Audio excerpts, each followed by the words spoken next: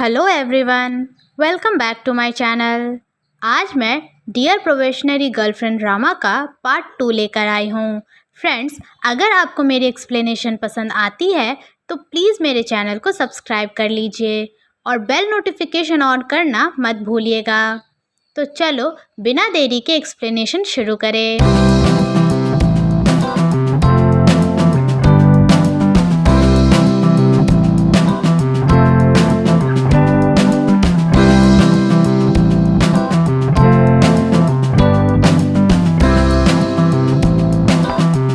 Part 2 की शुरुआत में हम जियायू को देखते हैं, जो मन में सोचती है पैसों के बारे में और वो लिन जियान की गर्लफ्रेंड बनने के लिए तैयार हो जाती है। नेक्स्ट सीन में जियायू अपनी साइकिल चला रही होती है और हमें अपना इंट्रोडक्शन दे रही होती है कि उसका नाम जियायू है।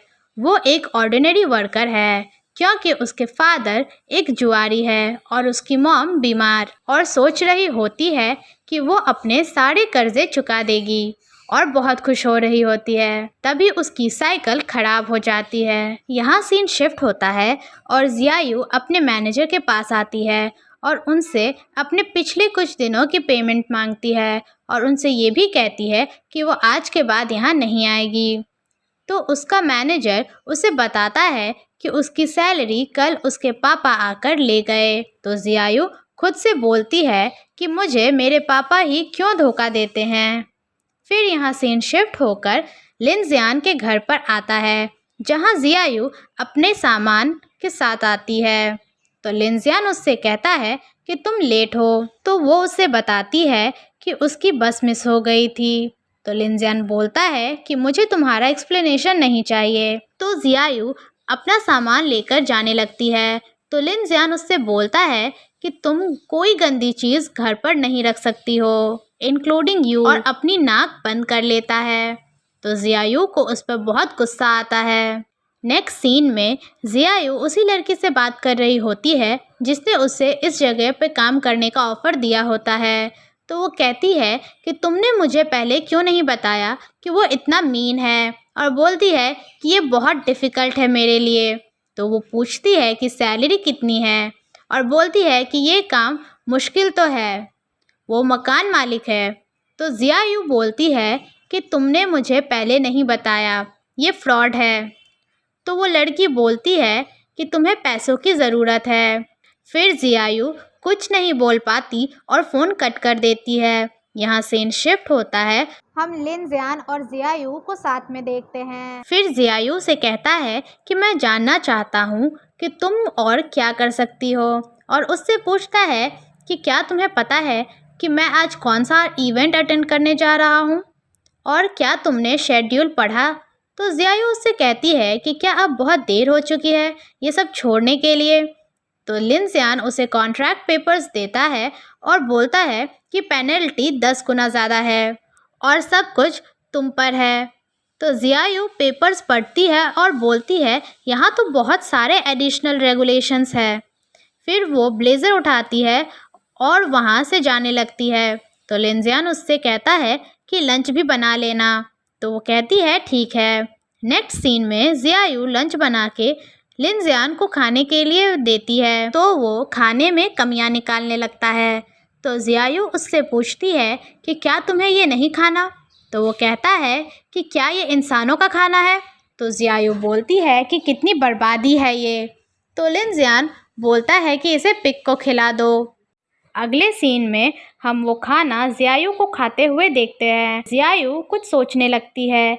इसके बाद वो लिन जियान के लिए कॉफ़ी लेकर जाती है। तो वो कॉफ़ी पीता है और अचानक से जियायू के क्लोज आकर बोलता है कि तुम मुझे बेवकूफ़ बनाना चाहती हो ये इंस्टेंट कॉफ़ी बना के। तो वो बेचारी उसे अपने इतने क्लोज देखकर कुछ नहीं बोल पाती और शॉक में होती है, और ये बोलकर जियायू के और करीब जाने लगता है। तो वो मन में सोचती है कि ये इतना करीब क्यों आ रहा है। फिर वो अपनी आंखें बंद कर लेती है। फिर लिन जियान पीछे चला जाता है और बोलता है कि टॉयलेट के पानी की बदबू कुछ ज़्यादा ही है।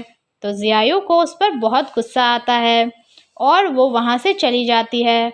तो लिन जियान मुस्कुराता है वहीं जियायू के दिमाग में लिनजियान को परेशान करने का एक तरीका आता है और वो इविल स्माइल करती है। जियायू सेक्रेटरी ली से बात कर रही होती है तो उनसे पूछती है कि प्रेसिडेंट ली को ऐसा कुछ है जो खाना मना है, तो वो कहते हैं नहीं, मुझे नहीं लगता।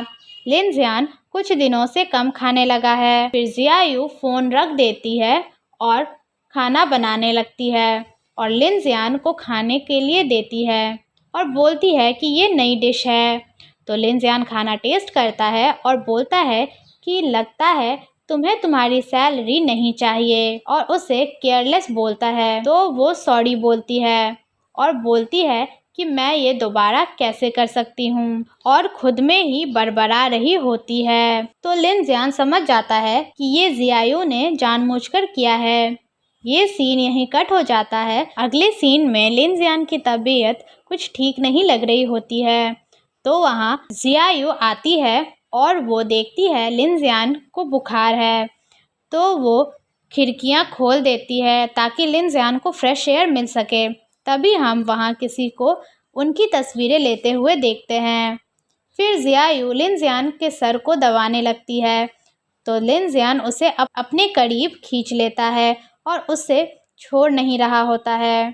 तो जियायू उसे देखकर स्माइल करती है और बोलती है कि ये मुंह बंद रखकर कितना अच्छा दिखता है। और इसी तरह सुबह हो जाती है और वो दोनों साथ ही सोए हुए होते हैं।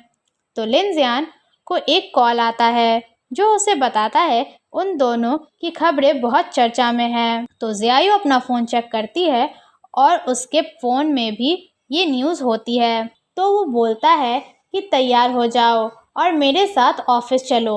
नेक्स्ट सीन में किन को भी इस न्यूज़ के बारे में पता चल जाता है और वो सैंडी को फ़ोन पर उसकी मदद करने को कहती है और दूर से एक आदमी उसे देख रहा होता है। यहाँ सीन कट हो जाता है और हम लिनजियान और जियायू को ऑफिस में देखते हैं जहाँ एम्प्लॉयज़ बात कर रहे होते हैं कि यही इनकी र्यूमर्ड गर्लफ्रेंड है। नेक्स्ट सीन में सेक्रेटरी ली लिनजियान के कैबिन में आते हैं और उसे बताते हैं कि सैंडी आपसे मिलना चाहती है। तो लिनजियान बोलता है कि वो भी स्कैंडल का फ़ायदा लेना चाहती है पैसों के लिए। तो जियायू बोलती है कि क्या मैं उसे हैंडल कर लूँ। तो लिनजियान उसे उसके लिए कॉफ़ी बनाने को बोलता है और उसे इन सब से दूर रहने को बोलता है। फिर सेक्रेटरी ली उसे दूसरे कमरे में ले जाते हैं और सेक्रेटरी ली के जाने के बाद उनका फ़ोन वहीं रह जाता है जिस पर सैंडी का फ़ोन आ रहा होता है। तो जियायू वो फ़ोन उठाती है तो सामने से सैंडी बोलती है कि मैं सोशल कैफ़े में हूँ और मैं इस ऑफ़िस में 2 घंटे से वेट कर रही हूँ, तुम्हारी प्रॉब्लम क्या है बोलकर वो फ़ोन रख देती है। नेक्स्ट सीन में सेक्रेटरी ली जियान को बताते हैं कि जियायू वहाँ नहीं है। तो लिनजियान उनसे कहता है कि उसे ये बात पता है और जियायू सैंडी से मिलने के लिए कैफ़े में जाती है और उसे हेलो बोलती है और यहीं ये पार्ट एंड होता है।